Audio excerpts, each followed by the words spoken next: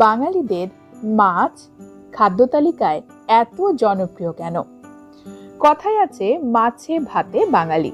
বাঙালি যতই বিরিয়ানি বা চাউমিন দিয়ে উদরপূর্তি করুক না কেন, সারাদিন একবার জমিয়ে মাছ ভাত না খেলে বাঙালির যেন দিনের খাওয়াটাই সম্পূর্ণ হয় না। দেখা যায় পৃথিবীর যে কোনো অঞ্চলের খাদ্য নির্ভর করে সেই অঞ্চলে যা প্রচুর পরিমাণে পাওয়া যায় তার উপর। সেটা উপকূলবর্তী সম্প্রদায় হোক বা অন্তর্দেশীয় মরুভূমি হোক, সে অঞ্চলের রন্ধন প্রণালী নির্ভর করে তার আশেপাশে কি পাওয়া যায় এবং কি ব্যাপকভাবে পাওয়া যায় তার উপর। ঐতিহাসিকভাবে মানুষ উর্বর ভূমি, খাদ্য এবং জলের পরিমাণ যেখানে বেশি রয়েছে তার পার্শ্ববর্তী অঞ্চলেই বসতি স্থাপন করেছে। মানে নদীর কথা বলা হচ্ছে, সমুদ্রের কথাও বলতে পারেন।